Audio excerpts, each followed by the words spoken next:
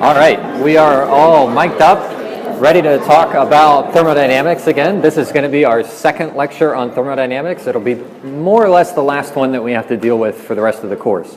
There is thermodynamics in the sense of we need an energy balance to figure out what's happening to temperature along the way. I hesitate to call the first law of thermodynamics really thermodynamics because it's just talking about energy being balanced in one place or another. The stuff that we see when we get into Gibbs free energy and entropy and stuff like that, that's more of what I consider thermo. So we're going to get into more thermo today. This is going to be the second half of what we started on Monday. So on Monday, we started off with KEQ, and which, by the way, I've made a little note in red down here. We have now introduced 5 capital Ks, all of which are equilibrium constants. We had KEQ, KC, and K0, 1, and 2. We're going to introduce 6 more today. There's a lot of Ks to keep track of, but every K that we're talking about with equilibrium is always going to be this capital K. So I'm just making a note here that for this lecture, every K that we talk about is capital K. That way I don't have to keep putting these caps on everything as we go. So these are all equilibrium Ks that we're talking about. Fortunately, they're almost all defined in such a way that the subscripts make it apparent what that K is, and we'll see that in a moment. But we had figured out how to evaluate the left-hand side of these equal signs, which is KEQ. We saw we can do something like K0 times K1 times K2, but we didn't know anything about the right-hand side of that equation. We didn't have anything to set that to. KEQ was only a function of temperature. What are the units on KEQ? It's unitless, right? Every one of those K0, K1, K2s, none of those have units on it. So KEQ is also dimensionless. It has no units on it. The part that we're going to learn today is what comes on the right-hand side. So I've abbreviated it here as the product of all the activities of the species raised to their stoichiometric coefficients. That's the general form. That always holds. Activity by itself is usually not a quantity that we calculate. We simplify activity depending on what type of system we're dealing with, and we get generally 3 simplifications, one for liquid, one for ideal gas, and one for real gas. There is one more relationship down here at the bottom, which is just more like a conversion factor to go between 2 for ideal gases that we'll briefly derive when we get there. This material that we're going to go over today is what you'll need to solve problem 2.4 on the homework. So 2.4 is practicing what we're going to do today, which is figuring out KEQ on the one side with something like EQ calc, and then figuring out these other Ks on the right-hand side as a function of conversion. And that's going to tell us what the equilibrium conversion is. So just a brief review on this KEQ material here that we saw yesterday. We had a couple of elements. So we started off with the general form of KEQ up here, and we said it was this product of 3 sort of sub-Ks, a K0, a K1, and a K2. And we saw that each one of those Ks was a successive refinement of our estimate for the true value of KEQ. I don't know if you guys have colored pens or whatever, but I'll try to use color as often as I can. And we saw that K0 is the one that we start with. Right? We need somewhere to get started on whatever reaction we're dealing with. And K0 came in 2 flavors. The first one was this, which is exponential of minus delta G of the reaction over RT. And for this one, T was 298.15 K. This one is useful when you have sort of a quote-unquote real reaction, right? If I give you actual species that are reacting that really exist, and I don't just say A goes to B plus C, then you can actually calculate a real K0 based on the Gibbs energy of formation of each of those species. And that's always done at 298.15 Kelvin because that's always where we find those tabulated values of the Gibbs energy of formation. The other option for a K0 that we had is I could just give you a K0 at any old T. This is more of the kind of a problem that would only show up on a homework or an exam. Right? It's pretty rare that a company would come up to you and say, the reaction is A goes to B and K is 5. Tell me what K is at any other temperature. normally they're actually trying to produce something so they know what the species are, and you'll be more in a situation like the one on the top, where you know what the species are so you can go get their Gibbs free energy of formation from something. If we don't really have time for that, because it's sort of a tedious calculation to do that sort of thing, I will just give you a K naught at some temperature, and you can use K1 to adjust that K naught depending on what other temperature the reactor is actually occurring at or operating at. If you just stick with K naught times K1 or K0 times K1, we said that's a shortcut approximation, right? It gets us close to KEQ. It says how does it change if the enthalpy of reaction was constant? It's usually pretty good if the value of the temperature that you're interested in is close to the temperature at which K0 was evaluated, right? So if you're near 298.15, the K1 correction factor is probably going to be fairly small, or actually the K2 will be fairly small, and that simple shortcut calculation is going to be good enough to get you a good answer. If, however, the temperature is quite a bit different from whatever the reference temperature was, either 298 or whatever temperature I gave you, then we tend to need that additional correction factor that accounts for the fact that delta H of reaction is varying with temperature. And that's where the K2 parameter comes in. And we really only have one way to get K2. You can solve it by hand if you want. It'll take you a couple of pages. But you're never going to be asked to solve for K2 by anything other than EQ calc in here.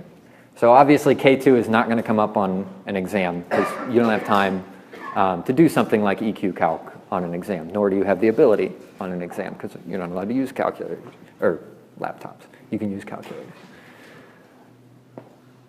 But KEQ with the full K0 times K1 times K2 is the best estimate that we have for the equilibrium constant KEQ. But we can get away with the shortcut version if we want. All of this was derived from thermodynamics. We said if we start off with the general definition of the Gibbs free energy is equal to things like volume times dP minus S times dt, we ended up with these expressions like exponentials of minus Gibbs free energy and that sort of stuff. That had the assumption in it that nothing was changing, right? The moles of whatever was being calculated were not changing. We were at equilibrium. It was fixed. Therefore, KEQ was only a function of temperature. We didn't have to worry about how anything else was changing. That's not particularly useful if the moles are actually changing in a reaction, as they typically are.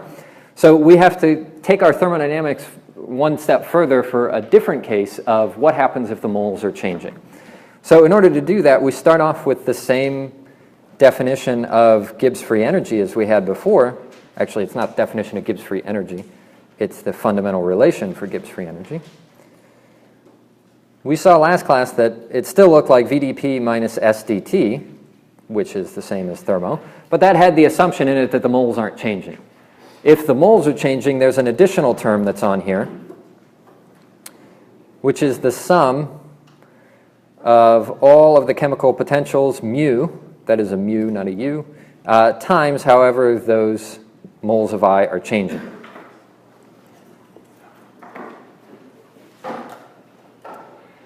If we are at equilibrium, we can still have a small amount of moles going back and forth. That's the idea of a reversible reaction. You can have a little bit of A going to B and a little bit of B going to A, but overall, the net rate of A going to B and B going to A is 0. So the overall composition is 0. If we take, not the overall composition is 0, the overall rate of change is 0.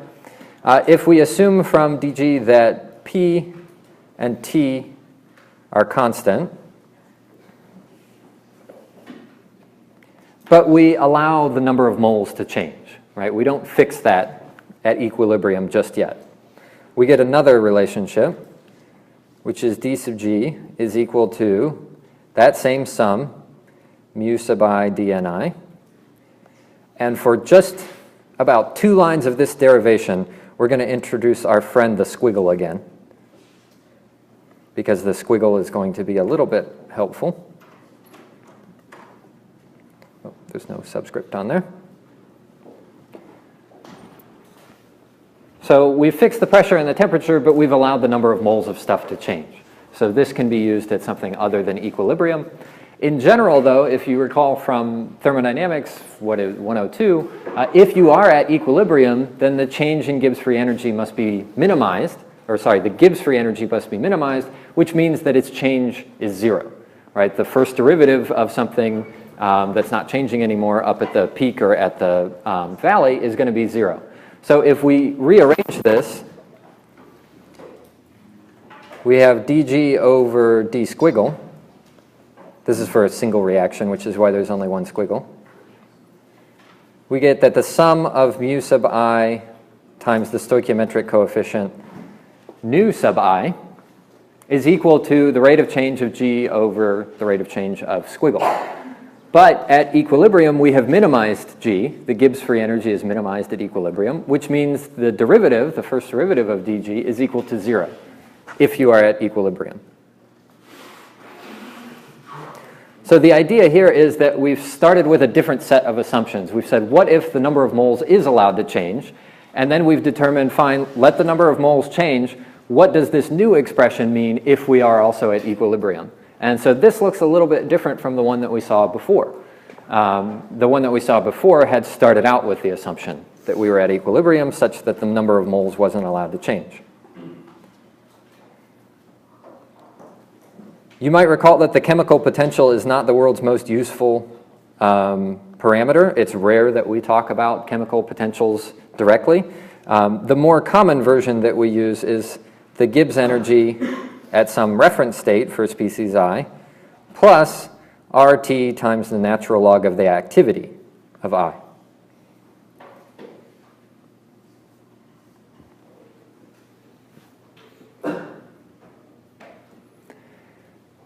Now we have something that we can work with. If we take this mu sub I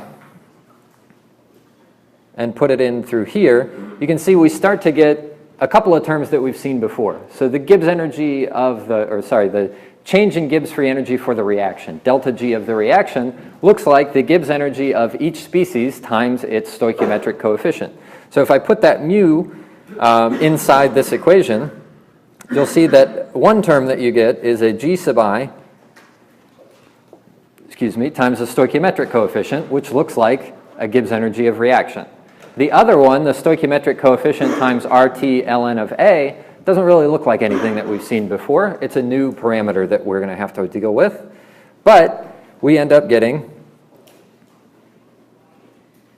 the exponential of minus delta G, which is the reaction, over RT, right? So we'll divide through by that RT that's sitting over here. Is going to be equal to the following. The product of all of those activities raised to their stoichiometric coefficients. And I'm going to get rid of my line here because I need to box this equation. This is the starting point for all of our discussions on what does equilibrium look like inside a reacting system if we actually want to know something like equilibrium conversion. And again, I'm not very good at stars, but that's an okay set of stars. Why is that useful? Because we've seen that exponential of minus delta G over RT before. We have another way to calculate that. This is going to be equal to KEQ. That's the connection that we can make between the thermo that we learned on Monday, which is only a function of temperature, and now this product of activities, which is a function of pressure and concentration. So we can link all those terms together. We're going to see how activity is related to pressure and concentration in a minute. But that's the important link that we developed from starting at thermodynamics on the one hand on Monday saying nothing is changing, right? All the moles are constant. And starting on thermodynamics today and saying, well, what if we actually allow something to change? If we allow those, the moles of each species to change a little bit by a reaction. We end up with this link between the two. One on the one hand is the activity, and one on the other hand is KEQ. So just to make this more clear, this is only a function of temperature, KEQ. We saw that yesterday. And what we're about to see is that this term on the left-hand side is a function of pressure and concentration. The form that these takes depends on the system that you're dealing with, right? The expressions that we developed in 102 for activity are different if you're looking at liquids or ideal gases or real gases or solids or ionic mixtures. I don't know if we did ionic mixtures or not. So if we want to start off with liquids, we need an expression for AI to the nu, well, we don't need nu I, that's the stoichiometric coefficient. We need an expression for the activity of a species if it's in the liquid state. So if we deal with liquids, for liquids, the activity of any species I is a ratio of the fugacities. There's a little hat on the top fugacity, and there's a circle on the bottom fugacity. The reason for this is because they're different fugacities. The one on the top is the gas phase fugacity for the mixture. Yes, we're dealing with liquids, but that's gas phase. The bottom one is the pure component,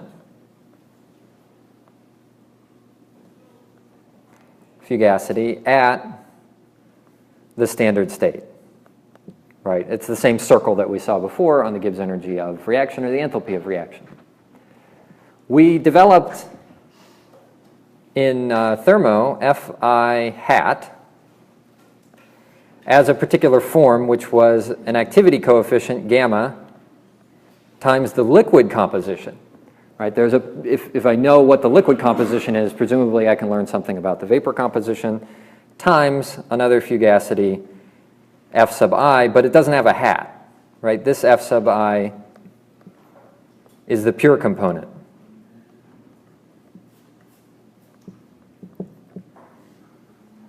Fugacity. This almost seems like something useful, I'm sure, because we have A sub I is equal to now gamma I, X sub I, and instead of the fugacity in the mixture, we have the pure component fugacity over the reference or the standard state fugacity. That's close to useful. The assumption that we make for this class that's not always true is that this parameter, the pure component over the standard component, is about 1. It's about the same thing. That doesn't have to be true, but for most of our liquids, we assume that it is true. You probably learned about the real correction for that, the pointing correction, that can actually be used to correct for this, but we don't worry about it here. So we approximate this activity as gamma I xi. Sorry, we approximate that activity by an activity coefficient times a liquid composition. Now we're getting to the point where something is actually useful. We've got a gamma I and an xi. We know we can get gamma i's from a variety of different relationships, so you can use like Margulies parameters or unifac or uniquac or two-parameter Margulies or Nerdle or whatever you want to use.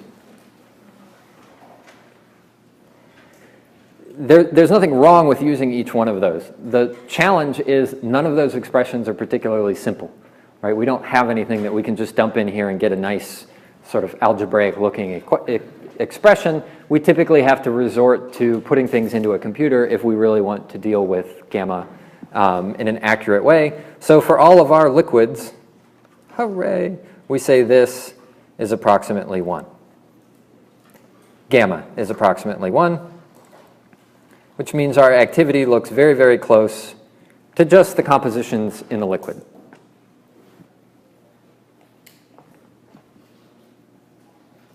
So that's not too bad, right? All of our thermo went away, and we basically just got down to liquid composition. We do need a way, however, to relate X sub I to concentration. Remember, this is mole fraction. This is not the concentration in terms of mole per liter that we typically use. But we can get away with that pretty easily because the mole fraction is, there's two ways to do it. The easiest way is just the moles of I over the total number of moles. This is the same as the concentration I over the total concentration. Total concentration being just add up all the concentrations of the individual components. This is now a little bit more helpful because we can talk about the activity in terms of concentration. So I will just add in that last part over here, which is just repeating what I had written on the left. but this is quite helpful for liquids, right? That's the general expression that we have for liquids if we want to know what their activities are. We can put that into our KEQ equation. And so we see that KEQ is equal to the product of all of the activities raised to their stoichiometric coefficients. That part always holds, right? All we're doing here is figuring out what are the various expressions for the product of the activities. And so if we look at the way that we've written the activity up here as the ratio of Ci to Ct, we get two parameters. The first is the product of all of the concentrations I raised to their stoichiometric coefficients. I'm going to lump that as one term. The second is another product, which is all of the total concentrations. This one, though, is raised to the minus nu sub I. Minus because when we wrote it over here, the C sub t is on the bottom. So if I want to write it like that, I have to put a minus sign on it. These are two of our new k's. One we've seen before, which is k sub c. Right? We started off with that and we said someday we would like to be able to know what Kc is based on KEQ, because we saw that Kc is a convenient way to represent how a reversible reaction works in terms of what's going forward and what's going backwards. And we said in order to figure out what that Kc is, I could just give you the Kc, or we could try to use KEQ. But we didn't have a relationship between KEQ and Kc, so we couldn't go back and forth. We now have that relationship. This relationship is for liquids. Oh, sorry, I'm not done yet. There's another K sitting next to it, which we just abbreviate as KCT. There, now we have the relationship. Sometimes KCT will be 1, sometimes it will not. Most of the time it's not, so you should always just calculate KCT. Notice how KEQ gets non-dimensional, or gets a unit of nothing, a unit of 1, because whatever units you choose for concentration of a species is the same unit that you have for the total concentration. So if you take those ratios, you still end up with a dimensionless number. That's for liquids.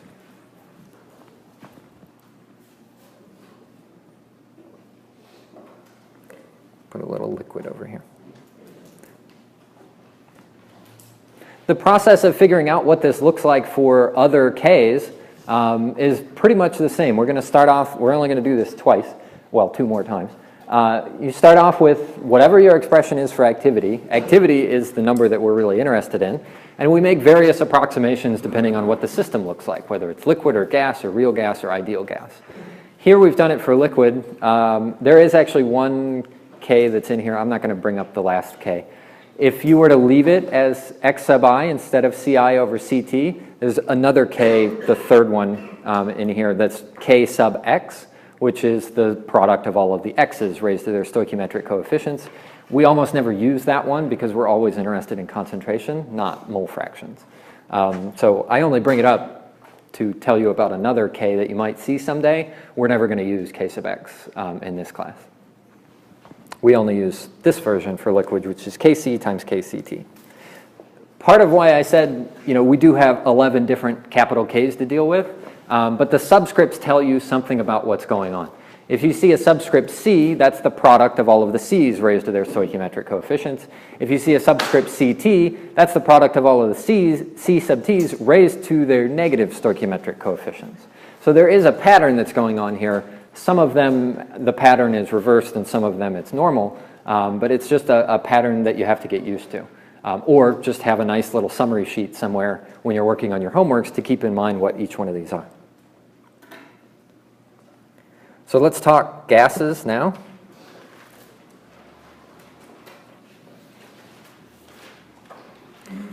For a gas, we have the same beginning place, which is that the activity is equal to the ratio of those two fugacities, one of the species in solution and one at its standard state, Fi naught. And the fugacity for the component in solution in a gas phase mixture was a phi I with a hat. So the fugacity coefficient of species I in solution, which is why the hat is there, times y sub I p over p naught. So f sub I hat is approximated this way, and Fi0 is approximated as some reference pressure. This one, we can't really get rid of anything for that one. We can simplify a little bit with the fugacity instead of saying, or sorry, the fugacity coefficient. Instead of saying the fugacity coefficient in solution, we can say that's about the same as the pure component fugacity. If we could just calculate the pure phi, we would be able to get pretty close to the solution phase phi. So we approximate this as phi sub I without the hat times yi p over p circle.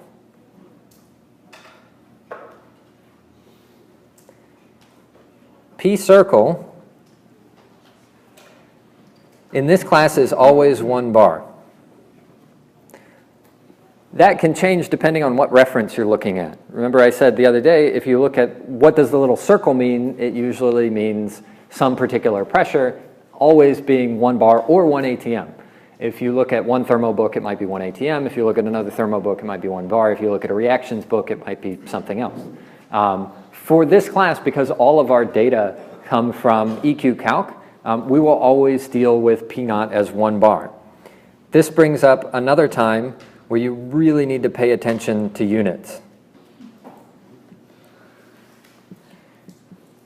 It is never anything other than 1 bar. If you ever calculate a pressure in here and you come up with a unit of other than bar, you need to make sure that you convert it to bar before you start talking about equilibrium. That's the only time that we have to pick a particular set of units, and it's here when we're talking about equilibrium. There's no we could have done this in any set of pressure units we want. It just so happens that the tabulated set of data we're using always assumes that P circle is 1 bar. So never change P circle from 1 bar. If we substitute that expression into our KEQ, right, we still start off with KEQ is the product of all of our activities raised to their stoichiometric coefficients. Now we have a few more terms that we have to deal with. So the first one is pi phi sub I raised to the stoichiometric coefficient. That's our first one. We have another one which is pi, which is the product of y sub I times p raised to its stoichiometric coefficient. And the third one is pi, which is the product of p circle raised to the minus stoichiometric coefficient. Here are some more k's that we deal with. This k is called Kphi. This k is called Kp. That's an ugly K. I got to redraw that K. That's no better.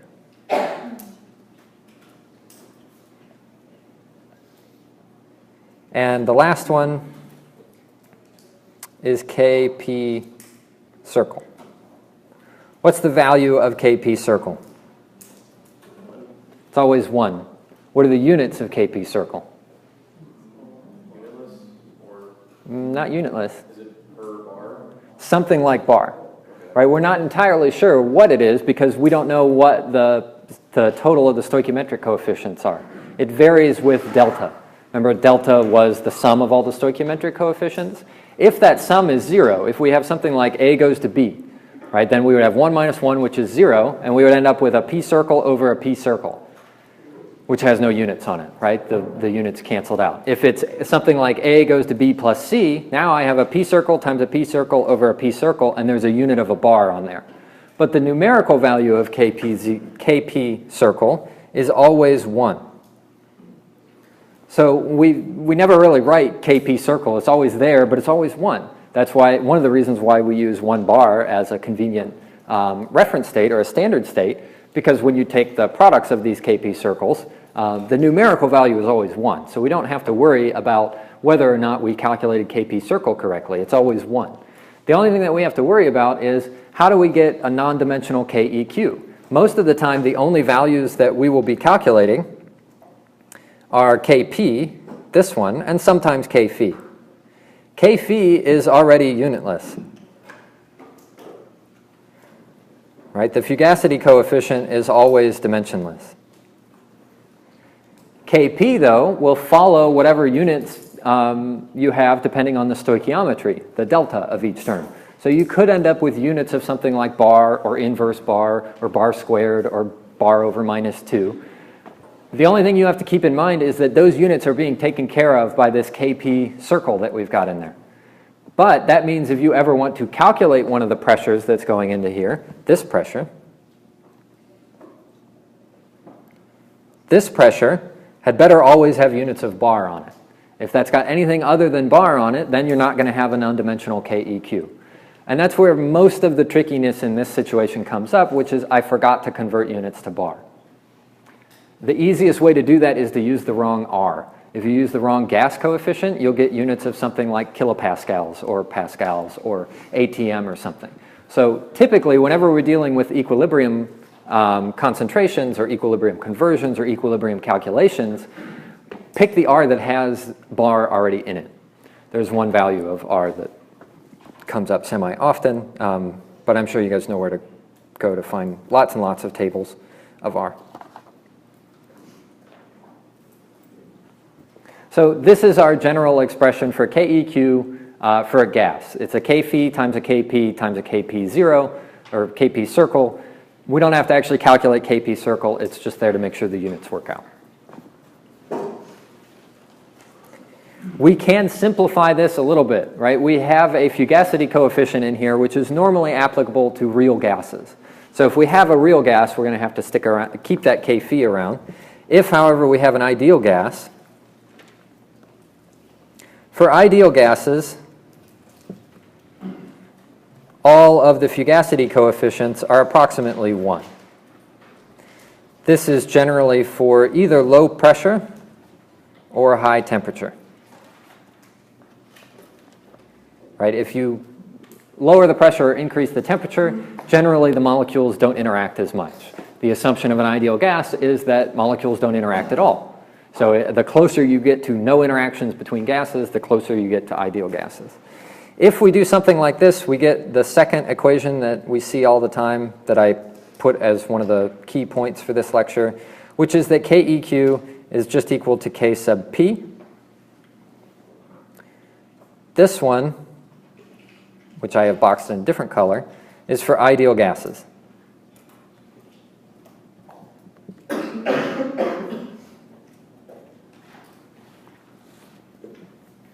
If it's not for an ideal gas, if it's for a real gas, you need to come up with some way to figure out what phi sub I is. Phi sub I can vary depending on what your thermodynamic model is, right? You can pick any old equation of state that you want and derive a value of phi sub I. The only one that we're ever going to use is the virial equation of state because it's got two constants in it that are functions of nothing except critical properties of that gas or that species. So again, it's something that we can always go look up. Yeah? Is the Kp naught still technically in that equation you just brought? Yes, it is still there, but we rarely write it because it has a numerical value of 1, so we never have to calculate anything. It's just important to keep in mind that there is a unit of a bar sitting in there. So we should definitely still use bar and no factor of Kp always? Always. Not just... Yes. If it's a real gas and we use the virial equation of state, oh, where'd my ink go? The virial equation of state, do I have enough room? Yeah, I can fit that in there. Come on, you know I can't leave that S there. The virial equation of state says that the natural log of phi sub I is the reduced pressure over the reduced temperature times those two parameters, B0 plus the acentric factor omega times B1.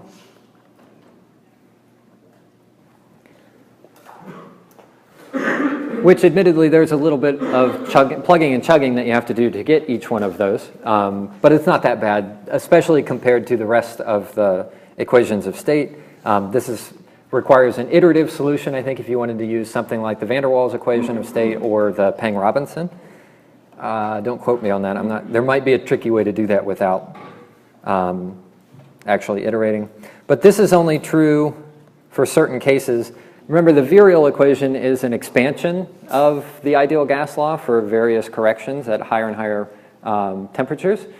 We have truncated the virial equation here to just B1. There are more B's that you can add. You can add 2, 3, 4, 5, as many as you want. Because we have truncated it here, it's only good for a certain range. It's only good if T sub r is greater than 0.686 plus, I gotta look at these numbers because they don't change, 439 P sub r. This is the only time that particular version is good. That's pretty high, though. I mean, that's going to get us into hundreds of bar and thousands of Kelvin. It's pretty rare that we get outside of that range. But it can happen if the species that you're dealing with is odd. Those two coefficients, by the way, in case you need them, this is just for comprehensiveness because these values are already provided for you elsewhere. Minus 0.422. This is for all those times that you want to calculate this stuff on your own. To the minus 1.6. And B sub 1, or sorry, B superscript 1 is 0.139 minus 0.172 T sub r to the minus 4.2. Right, so you can do it. There's nothing in here that's a particularly difficult quantity to calculate. All you need to know is the acentric factor and the critical temperature and pressure for all the species, which are tabulated. Again, if you look at that props page on EQ Calc, all of those values are calculated, which suggests that a clever person could use EQ Calc, all that data that's on there, and figure out what this natural log of phi is for every one of those components, which is indeed what I suggest you do. The third tab on EQ Calc, the first one was props, the second one was K-Calc. There's a third tab on there that's called, I think, Kphi, or yeah, I think it's just called Kphi. It might be called virial, is calculating exactly this. So you can do exactly what you did on the K-Calc page, which is just enter your species, set the temperature, and out will pop phi sub I for every one of your species. And then you can calculate K sub phi fairly quickly. We're going to see an example of that on Friday's class. I do have an example calculation that we're going to get to in a minute here, but I'm not going to demonstrate calculating phi sub I today because it really is just plugging those numbers into that third tab on K-Calc or EQ Calc. But nevertheless, this occurs for a real gas. And so if we have a real gas, the form of KEQ that we get is equal to Kphi times Kp. And I'm going to put this one in, what would you call that, fuchsia? Hot pink? Purple? I'll take purple. This is for real gases. Magenta. Keep in mind here that Kphi, if you want to calculate Kphi, go into EQ Calc. Right? I'm not going to ask you to ever evaluate this expression for phi by hand, unless you feel like doing it by hand. You can always get that each of those phi parameters in EQ Calc and then calculate Kphi based on this expression over here. Kphi is the product of all those phis raised to their stoichiometric coefficients. And you will find, how do I know if this thing behaves as an ideal gas or not? Calculate the phis and calculate Kphi and see if it's close to 1. If it's an ideal gas, Kphi is going to be about 1, somewhere between like 0.95 and 1.05. A small, about 5% correction to KEQ. If it's beyond that, you should probably treat it as a real gas and keep that Kphi. So those are the three forms that we have to link KEQ to the concentration and sometimes pressure. You've got two for gases, one that's fairly simple for ideal gases, one that's a little more complex if it's a real gas, and then we've got our blue one over here for a liquid, which is Kc times Kct. The last thing that you need to occasionally use In here, we haven't yet related anything about pressure or mole fraction, y sub I, to the concentration. Right? Every time we write those stoichiometric tables, or every time that we write a rate law, we've always got C sub A or C sub B or some concentration of something. Concentration doesn't show up in any of these explicitly, but we always use a simple conversion to go from one to the other, and that simple conversion is the ideal gas law. So if we know the concentration and the temperature, we can get the pressure, or if we know the pressure, we can get the concentration knowing the temperature. So that correction factor looks like the following. For ideal gases, the partial pressure of any species, P sub I, is equal to its concentration times RT.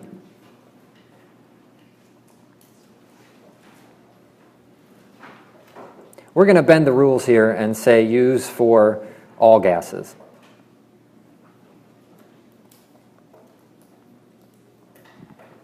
Even if we end up using the phi as a correction factor, we're not going to try to propagate that correction factor into this equation, because then things get really ugly again. So we're always going to use this relationship between the two. As a result, if you have capital, I'm just going to write this as Kp. If you have K sub P, this is going to be equal to K sub C times RT to a delta. So that's our last relationship that we need. That helps us anytime we're dealing with gases, because our rate laws are always written in terms of concentration, but our equilibrium constants or coefficients, KEQs and KPs and that, are usually written in terms of pressure and mole fraction. So we need one extra helper along the way to let us convert between the two. What are the units of pressure that need to show up on this R? Always bar.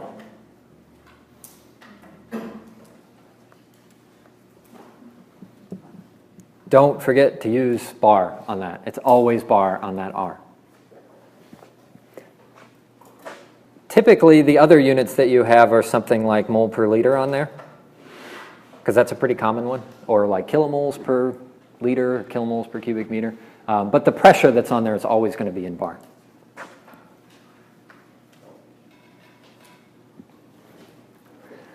Okay, so let's see an example. Fine, we have all these relationships. How can we calculate something useful for this? We can use this to calculate the equilibrium conversion or the equilibrium concentrations. If we just dump everything into a bucket and let it react, we can figure out what's going to be there afterwards, after it's all done, if we walk away for a very long time. So as an example, if we have something like cis-2-butene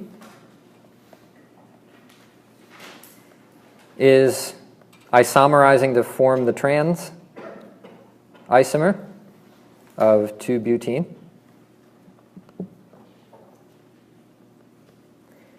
And we will set this at, say, 600 K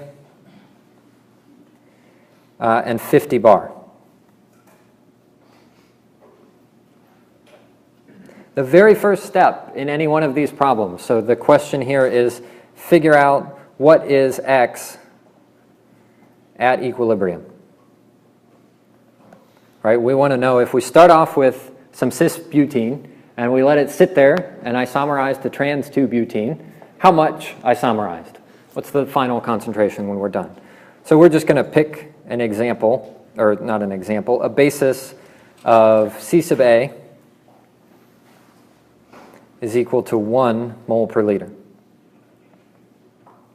Sorry, that's C sub A 0. We start off with 1 mole. This is A, and it's going back and forth to B. What you're going to practice in the homework is what happens if we change those initial conditions. What if we play with the pressure or change the amount that we start with or introduce an inert? How does that change these conversions? Step 1 is to always get KEQ. If it's actual species, like this, cis-butene and trans-butene, we can go into EQ calc and calculate this relatively quickly.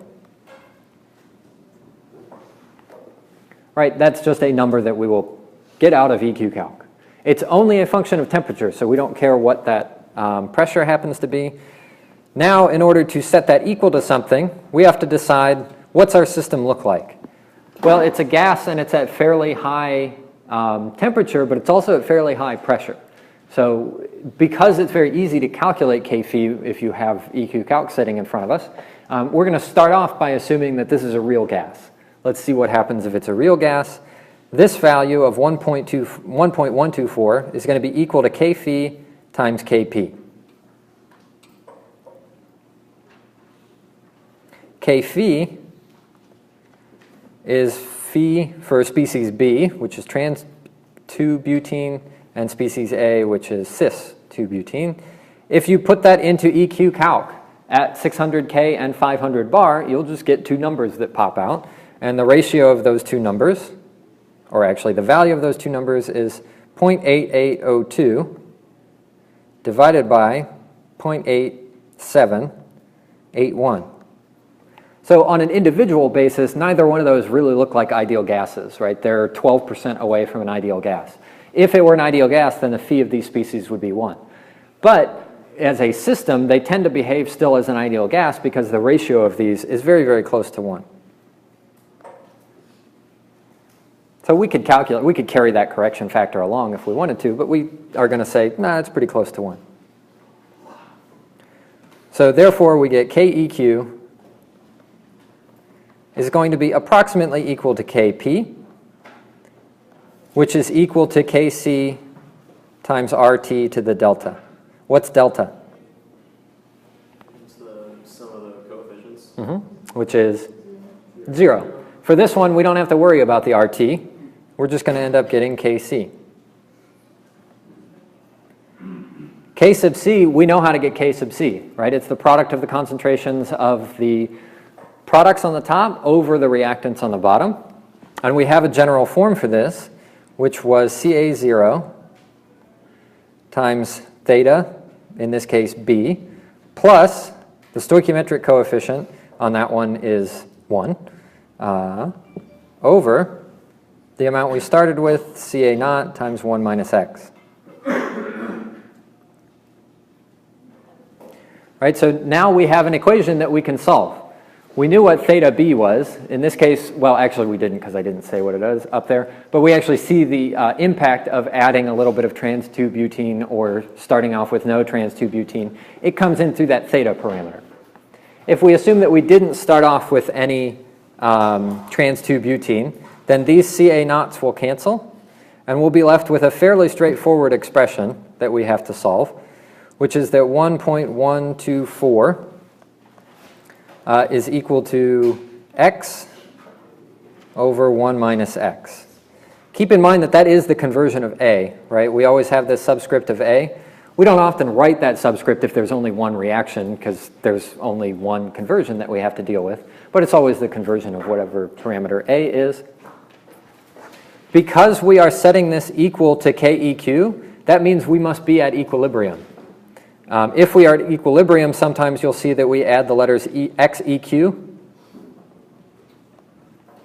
to remind us that the x that we're about to calculate is only at equilibrium. It doesn't mean if we actually run the reactor we're going to get this same x, but it means if we can somehow run the reactor in a way that we get to equilibrium, here's the x that we get. I would recommend you learn how to use, if you have the TI-89 or something like that that's got the solve function in it. Sometimes these will not be able to be rearranged into an explicit equation for x, so you'll have to solve them iteratively. This one we can drop pens. But we can solve that one pretty straightforwardly and end up with xeq is equal to 0.53. Right, and then we could also calculate, once we know that, we can always plug that back into our expressions for Ca and Cb and get something like 0.47 mole per liter, and C sub B is 0.53 moles per liter. This is a typical kind of calculation that we would do to get the equilibrium conversion, or the equilibrium compositions, either one of those. So you'll practice that on your homework. We're going to do another example of this on Friday. But this should be enough for you to get through problem 2.4. And then we'll handle 2.5 and 2.6 on Friday. Thank you all very much. I will see you on Friday.